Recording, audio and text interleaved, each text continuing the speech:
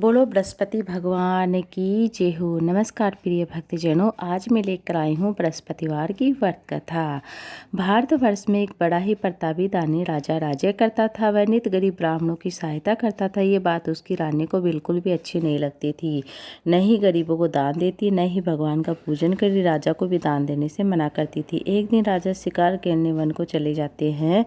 रानी महल में अकेली थी। उसी समय बृहस्पति देव साधु के वेश में राजा के महल में भिक्षा लेने के लिए आते हैं। भिक्षा मांगी। रानी ने भिक्षा देने से इनकार कर दिया और कहा, हे साधु महाराज, मैं तो दान पुण्य से तंग आ गई हूँ। मेरा पति सारा धन लुटाता रहता है। मेरी इच्छा है कि हमारा सब धन नष्ट हो जाए, फिर ना बजेगी बांस और ना बजेगी बांसुरी। साधु ने कहा, हे देवी, तुम तो बड़े विचित्र हो। धन संतान तो सभी चाहते हैं, पुत्र और लक्ष्मी तो पापी के घर में भी होने चाहिए। यदि तुम्हारे पास अधिक धन है तो भूखों को भोजन दो, प्यासों के लिए प्याऊ बनवाओ, मुसाफिरों के लिए धर्मशालाएं खुलवा दो, जो निर्धन अपनी कुंवारी कन्या का विवाह नहीं करा सकते उनका विवाह करा दो। ऐसे और कई काम हैं जिसके करने से तुम्हारा यश लोक परलोक में फैलेगा। परंतु रानी पर उपदेश का कोई प्रभाव नहीं पड़ता। वह बोली, महाराज, आप मुझे कुछ ना समझाए। मैं ऐसा धन नहीं चाहती जो हर समय बांटती फिरूं। साधु ने उत्तर दिया, यदि तुम्हारी ऐसी इच्छा है तो यथास्तु तुम ऐसा करना। बृहस्पतिवार को घर लीपकर पीली मिट्टी से अपना सिर धोकर स्नान करना, भट्टी चढ़ाकर कपड़े धोना। ऐसा करने से आपका सारा धन नष्ट हो जाएगा। इतना कहकर वह साधु महाराज वहाँ से अंतर्ध्यान हो जाता है। साधु के कहे अनुसार रानी को केवल 3 ही बृहस्पतिवार बीते थे। उनकी धन संपत्ति संपूर्ण नष्ट हो जाती है। भोजन के लिए भी राजा का परिवार तरसने लगता है। एक दिन राजा ने रानी से बोला कि हे रानी, तुम यहाँ पर रहो, मैं दूसरे देश जाता हूँ, क्योंकि यहाँ पर मुझे सभी लोग जानते हैं, इसलिए कोई कार्य भी नहीं कर सकता। ऐसा कहकर राजा प्रदेश को चला जाता है। वहाँ से जंगल से लकड़ी काट कर लाता है, शहर में बेचता है। इस तरह अपना जीवन व्यतीत करने लगता है।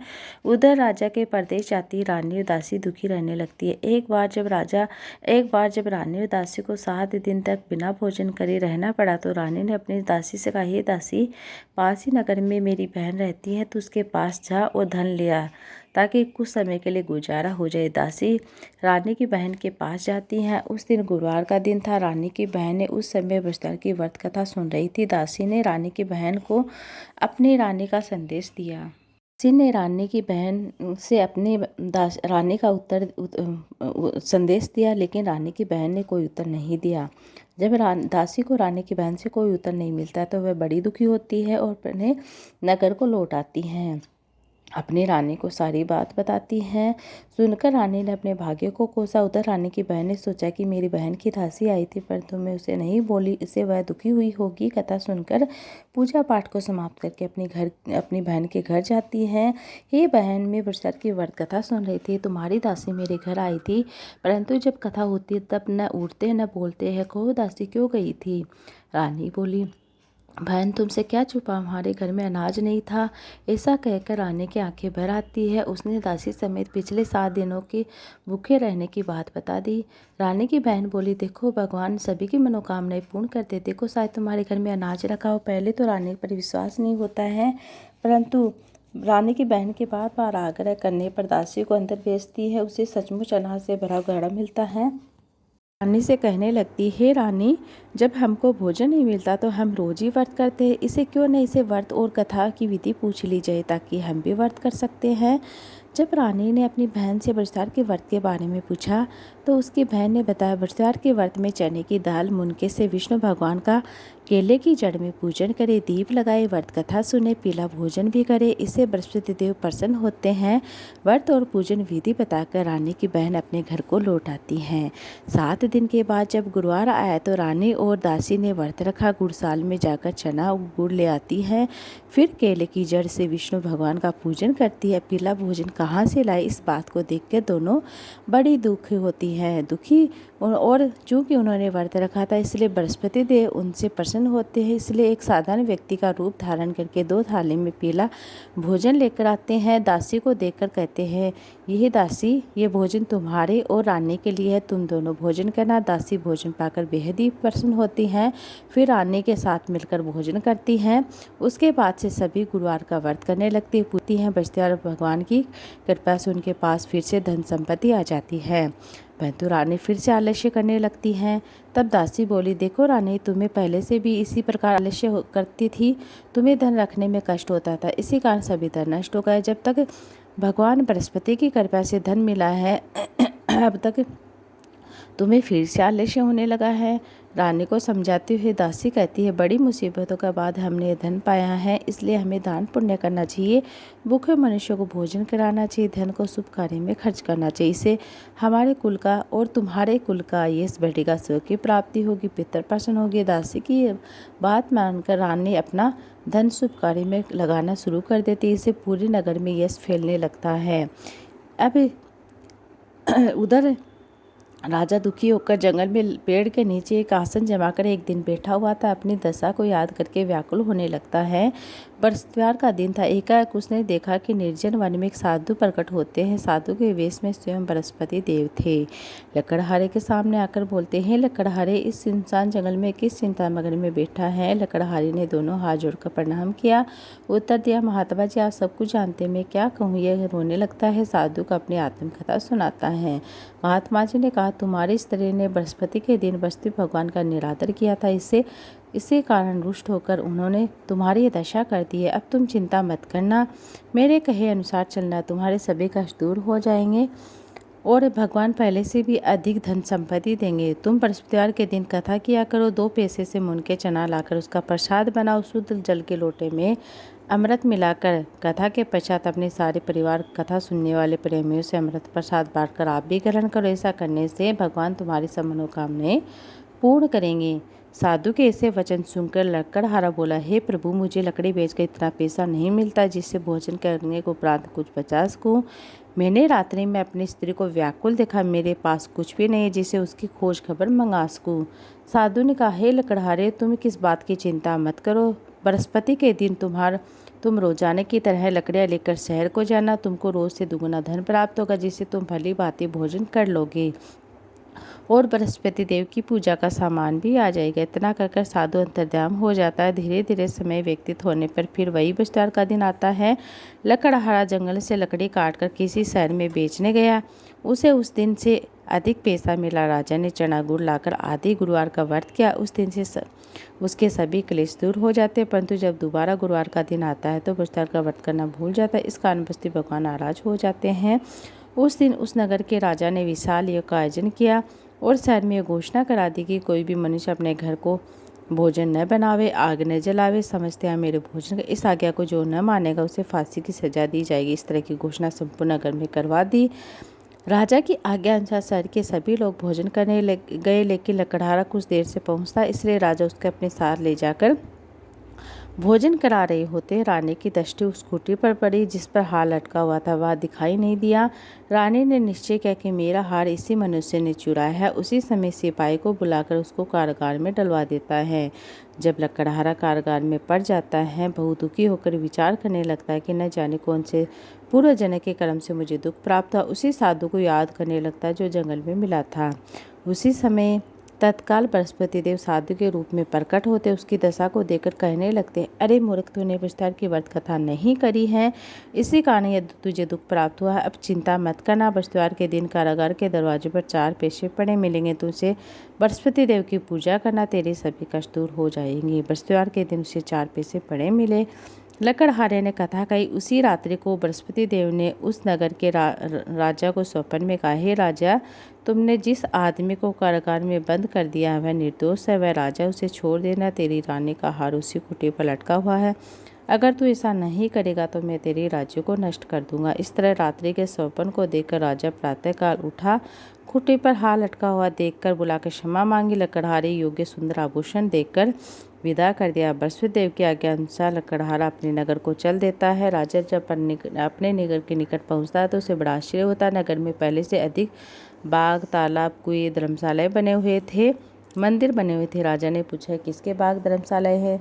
तब नगर के सब लोग कहने लगते हैं, सब रानी और दासी के हैं, बांदे के हैं। राजा को आश्चर्य और गुस्सा भी आता है। जब रानी ने यह खबर सुनी कि राजा आ रहे हैं तो अपने बांदे से कहा, हे दासी, देख राजा हमको कितनी बुरी हालत में छोड़कर गए थे। हमारी ऐसी हालत देखकर लौट न जाए, इसलिए तू दरवाजे पर खड़ी हो जा। आज्ञानुसार दासी दरवाजे पर खड़ी हो जाती है। राजा ये तो अपने साथ लेवा आती है। राजा ने क्रोध करके अपनी रानी से कहा, यह तुम धन कैसे प्राप्त हुआ? उन्होंने कहा कि हमें यह सब धन वसुदेव के व्रत के प्रभाव से प्राप्त हुआ। राजा ने निश्चय किया कि 7 रोज बाद तो सभी वसुदेव का पूजन करते हैं, परंतु मैं प्रतिदिन दिन में 3 बार कहाँ नहीं कहा किया करूँगा, रोज व्रत किया करूँगा। अब हर समय राजा के दुपट्टे में चने की दाल बंधी रहती, दिन में 3 बार कहानी कहता। एक रोज राजा ने विचार किया कि चलो अपनी बहन के यहाँ हो आते। इस तरह निश्चय कर राजा घोड़े पर सवार हो अपनी बहन के यहाँ चलने लगता है। मार्ग में उसने देखा कि कुछ आदमी एक मूर्ति को ले जा रहे। उन्होंने रोककर राजा कहने लगता, अरे भाई, मेरी बस्तर की कथा सुनो। वे बोलो, लो हमारा तो आदमी मर गया, इसको अपनी कथा की पड़ी है। परंतु कुछ आदमी बोलते हैं, अच्छा कहो, हम तुम्हारी कथा भी सुनेंगे। राजा ने डाल निकाली। जब कथा आती हुई तो मुर्दा हिलने लगता है। जब कथा समाप्त हो गई तो राम राम करके मनुष्य खड़ा हो जाता है। आगे मार्ग में से किसान खेत में हल चलाता मिलता है। राजा ने उसे देखकर, अरे भाई, मेरी इस तरह की कथा सुन लो। किसान बोला, जब मैं तेरी कथा सुनूंगा तब तक 4 हेरिया जोत लूँगा। जब अपनी कथा किसी और को सुनाना। इस तरह राजा आगे चलने लगता है। राजा ने हरते बेल पछाड़ खाकर गिर जाता है। किसान के पेट में बड़ी जोर से दर्द होने लगता है। उस समय उसकी माँ रोटी लेकर आती है। उसने जब यह देखा तो अपने पुत्र से सब हाल पूछा। बेटे ने सब भी हाल कह सुनाया तो बुढ़िया दौड़ी दौड़ी घुड़सवार के पास गई। उसे बोले, मैं तेरी कथा सुनूंगी, तो अपनी कथा मेरे खेत पर चलकर कहना। राजा ने बुढ़िया के खेत पर जाकर कथा कही, जिसे सुनकर वह बैल उठकर खड़ा हो जाता है। किसान के पेट का दर्द भी बंद हो जाता है। राजा ने अपनी बहन के घर पहुंचा। बहन ने भाई की खूब मेहमानी की। दूसरे रोज प्रातःकाल जग रहा है। वह देख रहा है कि सब लोग भोजन कर रहे हैं। राजा ने अपनी बहन से कहा, हे बहन, कोई ऐसा मनुष्य जिसने भोजन किया, मेरी बस्तर की कथा सुन ले। बहन बोली, भैया, यह देश ऐसा है, पहले आप भोजन करते, बाद में अन्य कार्य करते। अगर कोई पड़ोस में हो तो मैं देखाती हूँ। ये ऐसा करके वह चलने गई, परंतु उसे कोई मनुष्य नहीं मिलता जिसे भोजन करने के उपरांत वह कथा सुना सके, जिसे भोजन न किया हो। एक दिन कुमार के घर गई, जिसका लड़का बीमार था। उसे मालूम हुआ कि यहाँ 3 रोज से किसी ने भोजन नहीं किया। रानी ने अपने भाई से कथा सुनने के लिए कुमार से कहा। कुमार तैयार हो जाता है।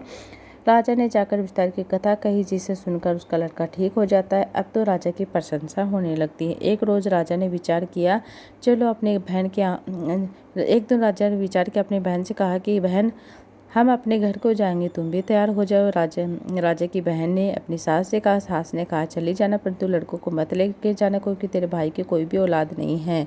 बहन ने अपने भाई से कहा, हे भैया, मैं चलूंगी, बालक नहीं जाएंगे। राजा बोला, जब बालक ही नहीं तब तू क्या करेगी? बड़े दुखी मन में राजा अपने नगर को लौटाते। राजा ने अपनी रानी से कहा, हम निर्वंशी राजा, हमारा मुँह देखने का धर्म नहीं है, कुछ भोजन नहीं करते हैं। रानी बोली, है प्रभु, वसुदेव ने हमें सब कुछ दिया तो हमें औलाद भी अवश्य देंगे। उसी रात को वसुदेव ने राजा के स्वप्न में कहा, है राजा, उठ, सभी सोच त्याग दे। तेरी रानी गर्भ से। राजा की बात सुनकर बड़ी खुशी होती है। 9 महीने में उसे गर्भ से सुंदर पुत्र को जन्म दिया। जब राजा बोला, हे रानी, स्त्री बिना भोजन करे रह सकती, परंतु बिना कहे नहीं रह सकती। जब मेरी बहन आती तो उसे कुछ कहना मत। रानी ने सुनकर हाँ कर दिया। जब राजा की बहन ने शुभ समाचार सुना तो अपने भाई के घर बधाई लेकर आती हैं, और उधर भाभी बोलती है कि घोड़ा चढ़कर तो नहीं आई, गधा चढ़ी आई हैं। रानी की बहन बोली, भाभी, मैं इस प्रकार न कहती तो तुम्हें संतान कैसे मिलती? बृहस्पति देव ऐसे जिसके मन में जो कामना होती सभी को पूर्ण करते हैं। जो सद्भावना से बृहस्पति का व्रत करता है, कथा सुनता है, सुनाता है, पढ़ता है, दूसरों को सुनाता है, बृहस्पति देव उसकी सभी मनोकामनाएं पूर्ण करते हैं। अब बृहस्पति की व्रत की दूसरी कथा। प्राचीन काल में एक ब्राह्मण रहता था। वह निर्धन था, उसे कोई संतान नहीं थी। उसकी स्त्री बहुत ही मलिनता के साथ रहती थी और न स्नान करती, न किसी देवता का पूजन करती। उसे ब्राह्मण देवता बड़े दुखी थे। बेचारे कुछ कहते, किंतु उसका कुछ परिणाम नहीं निकला। भगवान की कृपा से ब्राह्मण की स्त्री कन्या रूपी रतन पैदा, कन्या बड़ी होने लगती हैं। विष्णु भगवान का पूजा पाठ बृहस्पति का व्रत करने लगती है। अपने पूजन को समाप्त करके विद्यालय जाती है। अपनी मुट्ठी में जो भर ले जाती, पाठशाला के मार्ग में डाल जाती हैं। जब ये जो स्वर्ण के हो जाते हैं तो लौटते समय घर ले आती है। एक दिन बालिका सोने के सूप में जो साफ करी फटका रही थी, उसने पिता ने देख लिया और कहा, बेटी, सोने के दाने साफ कर सोने का सूप होना चाहिए। दूसरे दिन विस्तार था और उस लड़के ने प्रार्थना की, बाबा से प्रार्थना की, भोलेनाथ बृहस्पति से प्रार्थना की, कहा कि मैंने आपकी पूजा सच्चे हृदय से की तो मेरे लिए सोने का सूप दे। उसकी प्रार्थना स्वीकार कर योजना की तरह कन्या जो फैलाती जाने लगती है। जब जो बीन रही थी तो बस्ती की कृपा से सोने का सूप उसे मिलता है। वह घर ले आती, उसमें जो साफ करने लगती, परंतु उसकी माँ का वही ढंग रहता है। एक दिन की बात, वह कन्या सोने के सूप में जो साफ करती, उस समय शहर का राजपुत्र वहाँ से होकर निकलता है। इस कन्या के रूप कार्य को देखकर मोहित हो जाता है। अपने घर को आकर भोजन जल त्याग कर उदास होकर लेट जाता। राजा को इस बात का पता चलता तो अपने प्रधानमंत्री के साथ उस लड़के के पास जाते हैं। कहते हैं, बेटे तुम्हें किस बात का कष्ट है? किसी ने तुम्हारा अपमान किया था? कोई कारण हो सको, मैं वही कार्य करूँगा जिससे तुम्हें प्रसन्नता होगी। अपने पिता की राजकुमार ने बातें सुनी। वह बोला, मुझे आपकी कृपा से किसी बात का दुख नहीं, ना किसी ने मेरा अपमान किया है, परंतु मैं उस लड़के से विवाह करना चाहता हूँ जो सोने के सूप में जो साफ कर रही थी। सोने के सूप में जो साफ करती उस कन्या का पता तुम ही लगाओ। राजा आश्चर्य में पड़ जाता है, बोलता है कि बेटा इस प्रकार की कन्या का पता तुम ही लगाना। राजकुमार ने उस लड़की के घर के पता बताया। जब प्रधानमंत्री लड़के घर गए तो ब्राह्मण देवता को सभी हाल कह सुनाए। ब्राह्मण देवता ने अपने कन्या का विवाह करने के लिए तैयार हो जाते। विधि विधान के अनुसार ब्राह्मण के कन्या का विवाह राजकुमार के साथ हो जाता है। कन्या के घर जाते पहले की भांति उस ब्राह्मण के घर में गरीबी का निवास हो जाता है। अब तो भोजन के लिए भी अन्न बड़ी मुश्किल से मिलता था। एक दिन दुखी होकर ब्राह्मण देवता अपने पुत्र के पास गए। बेटी ने पिता की दुखी अवस्था को देखकर अपनी माँ का हाल चाल पूछा। तब ब्राह्मण ने सभी हाल कह सुनाए। कन्या ने बहुत सारा धन देकर अपने पिता को विदा कर दिया। इस तरह ब्राह्मण का कुछ समय सुखपूर्वक व्यतीत हो जाता है। कुछ दिन बाद फिर वही हाल होता है। ब्राह्मण फिर अपनी कन्या के यहाँ जाता है, सारा हाल कह सुनाता है और इस तरह से वह बहुत सारा धन देकर अपने पिता को दिया। और अब लड़की कहती है कि आप माता जी को यहाँ ले आवे, मैं इसे विधि बता जिससे गरीबी दूर होते। ब्राह्मण देवता अपनी स्त्री के पास जाते हैं, अपनी माँ को समझाने लगते हैं, माँ तुम प्रातः का स्नान आदि करके सबसे पहले भगवान का पूजन किया करो, इससे सब दरिद्रता दूर होती है। भगवान विष्णु का ध्यान किया करो, पूजन किया करो। परंतु उसकी माँ ने एक भी बात नहीं मानी। प्रातः काल उठते ही अपनी पुत्री के बच्चों को जूठन खा लेती। उसे उसकी पुत्री को बहुत गुस्सा आता है। एक रात उसे कोठरी में सभी सामान निकाल उसमें अपनी माँ को बंद कर दिया। प्रातः काल उसे निकाल कर स्नान आदि कराया और पूजा पाठ कराया तो उसकी माँ की बुद्धि ठीक हो जाती। फिर प्रत्येक बुधवार को व्रत करने लगती है। इस व्रत के प्रभाव से माँ बाप बहुत ही धनवान पुत्रवान हो जाते हैं। बृहस्पति जी के व्रत के प्रभाव से इस लोक में तो सुख भोगते हैं, साथ में स्वर्ग लोक को भी प्राप्त हो जाते हैं। सब बोलो विष्णु भगवान की जय हो, बृहस्पति भगवान की जय हो। बृहस्पति देव की आरती। जय बृहस्पति देवा स्वामी, जय बृहस्पति देवा, छिन छिन भोग लगाऊं कदली फल में। ओम जय बृहस्पति देवा, तुम पूर्ण परमात्मा, तुम अंतर्यामी, जगत पिता जगदीश्वर, तुम सबके स्वामी। ओम जय बृहस्पति देवा, चरणामत निज निर्मल, सब बात के हरिता, सकल मनोरथ दायक, कृपा करो भरता। ओम जय बृहस्पति देवा, तन मन धन अर्पण करे, जो जन शरण पड़े, प्रभु प्रकट तब हो कर, प्रकट तब हो कर, आकर द्वार खड़े। ओम जय बृहस्पति देवा, दीन दयाल दयानिधि, भक्तन हितकारी, पाप दोष सब हरता, बहुबंधन हारी। ओम जय बृहस्पति देवा, सकल मनोरथ दायक, सब संशय तारो, विषय विकार मिटाओ, संतन सुखकारी। ओम जय बृहस्पति देवा, जो कोई आरती तेरी प्रेम सहित गावे, ज्येष्ठानंद आनंद कर सो निश्चय पावे। ओम जय बृहस्पति देवा, विष्णु भगवान की जय हो, बृहस्पति भगवान की जय हो, लक्ष्मी माता की जय हो। रात में लक्ष्मी माता की आरती सुनते हैं। ओम जय लक्ष्मी माता, मैया जय लक्ष्मी माता, तुम कौन से दिन सेवते हरि विष्णु विधाता। ओम जय लक्ष्मी माता, उमा रमा ब्रह्माणी, तुम ही जग माता, सूर्य चंद्रमा ध्यावत नारद ऋषि गाता। ओम जय लक्ष्मी माता, दुर्गा रूप निरंजनी, सुख संपत्ति दाता, जो कोई तुमको ध्याता, रिधि सिद्धि धन पाता। ओम जय लक्ष्मी माता, तुम पाताल निवासिनी, तुम ही शुभदाता, कर्म प्रभाव प्रकाशिनी, भवनिधि की त्राता।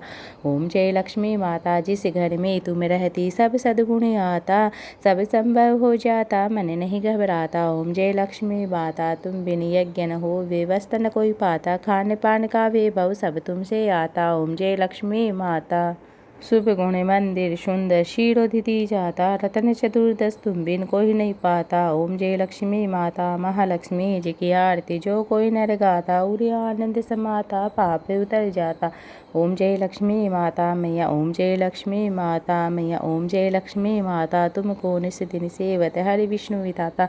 प्रेम से बोलिए लक्ष्मी माता की जय, श्री नारायण भगवान की जय, विष्णु भगवान की जय, बृहस्पति भगवान की जय हो।